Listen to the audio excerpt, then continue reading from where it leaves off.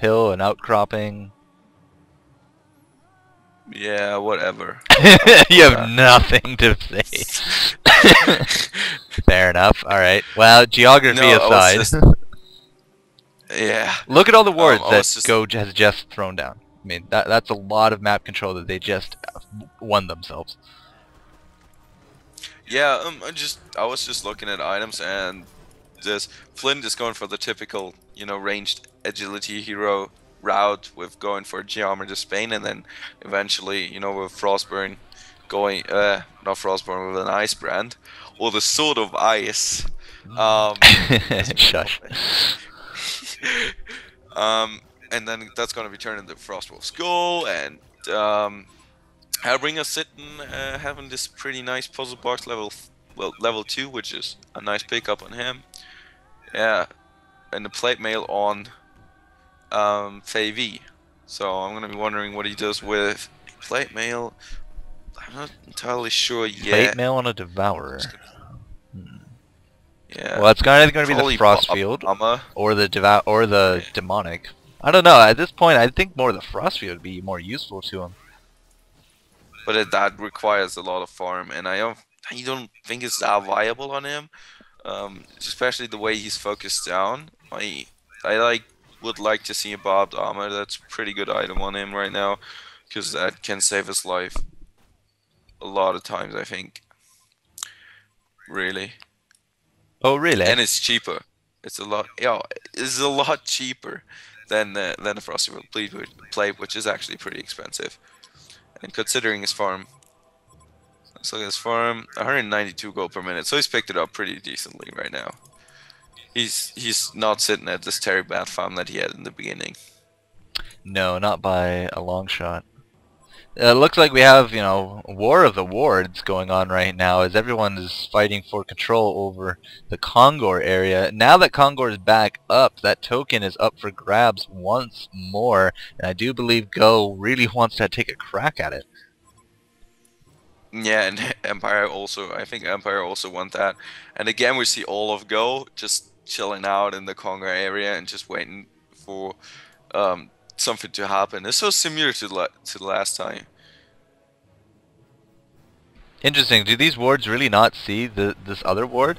But wards aside, looks like finally a little bit has gone down. Out comes the Malphus, blowing that BKB on Pestilence, avoiding a lot of damage. Looks like Defiler's the target right now. Going down ever so slowly. She's so tanky right now. Andromeda being focused down. It does look like Pestilence is on the run as well. That ward has come out though, and looks like it might be killing off that Beastwood. Not quite. Andromeda did go down. Wretched Hag went down, and now it does not look like Devour is going to be able to clean this up. Actually, he might after all that. That was a lot of damage to go down. Glacius going to be joining Wretched Hag, and that's a Defiler, Voodoo Jester, and an Andromeda down. That hook was kind of silly because it hit that bubbles within that shell, and that shell affords him, of course, the time to use that portal key once again. And oh wow, very gutsy here, but taking out Faye V. He was not really prepared for that whatsoever.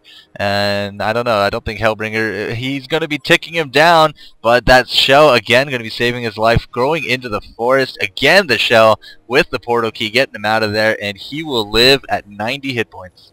90. Yeah, but Bubbles is really hard to catch. Once he gets that portal key, it's just, he's got so much mobility going for him with the great take cover, which just allows him to, get time for the portal key and just blink out.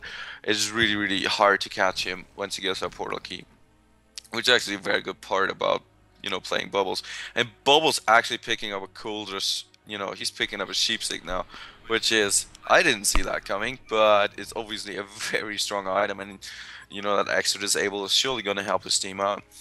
I could have sworn he would have went for the Nullstone, but going straight for that Coldress, that's just an extra CC he's going to be able to throw out for his team. So yeah, again, a great pickup. Poor Defiler's been losing her stacks on that Sacrificial Stone one after another. She also now has a Blessed Orb. As I said, kind of very tanky at this point, sitting at 2,400 hit points, and that'll only go up the more kills she's a part of.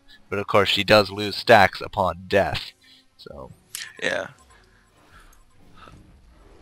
Oh, I don't know. Voodoo Jester seems to want to tank Kongor, but now they've realized that's not the thing we want to be doing. Bubbles coming in here with that popped Pestilence BKB, he's going down very quickly though.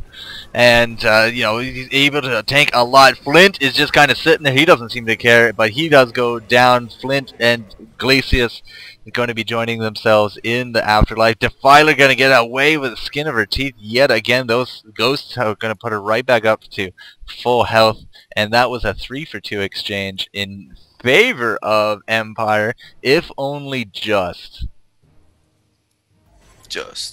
It's pretty bad that Flint went down because you don't want your carry to die, obviously. But Rigid Hack stays alive, and she's got a Shrunken Head as the first big item, so that's pretty interesting build, to say the least. And normally you go for the Nullstar and all the puzzle box first, but you know, Shrunken Head gives you a lot of survivability. It's very useful in general, and yeah, I'm not entirely sure whether that's such a good pickup. But I guess it's not terrible at all. Like, it's a decent pickup. It's probably not the best that you can get. But Favy didn't. Which I find pretty interesting because I can't just match them together. She has a Blessed Orb, a Plate Mail, and a Beast Sword. So what can you build out of this? Luke, let's try that one more time. You cut out a little bit there. Okay, I can't really match the items on the filer because she has a Blessed Orb, she has a Plate Mail, and she has a Beast Heart. And I don't know. Yeah, she's had the Beast Heart for a while, of course, with the Sacrificial and the Plate Mail. We kind of assumed she was going for that Frost Field.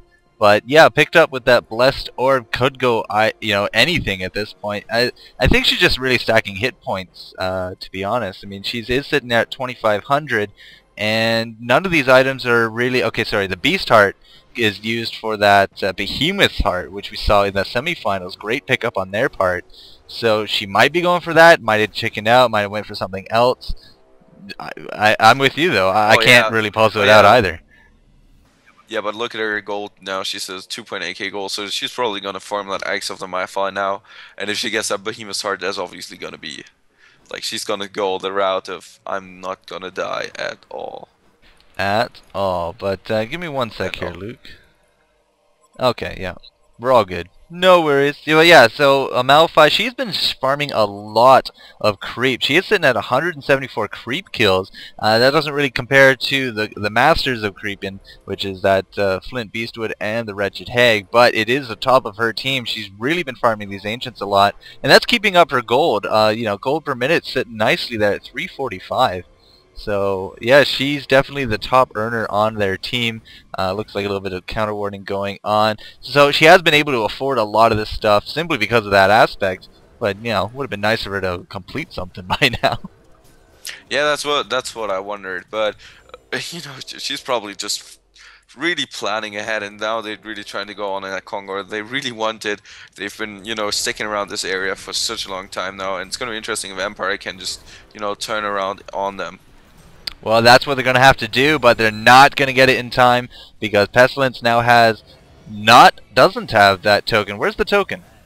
Yeah, it's definitely on Pestilence, but everything going down. Out comes the Malphite, out comes the Bubbles. All the Bubbles are going to get cleaned up here by that Beastwood. I say that, but out comes the Shell to the teleport once again. Lots of damage going out. Pestilence going to be taken out. This Devourer, and look at the hit point pools on all of this team.